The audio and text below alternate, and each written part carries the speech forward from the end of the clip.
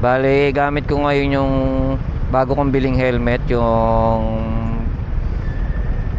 Classic Geely Classic helmet na ATA Vistic. Pagka napansin ko sa kanya, pagka nasa high speed tapos malakas ang hangin, wind noise.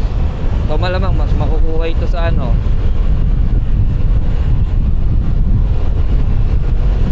sa sounds nung ano, video natin later. Kasi yung hangin talaga malakas eh. May tunog pa.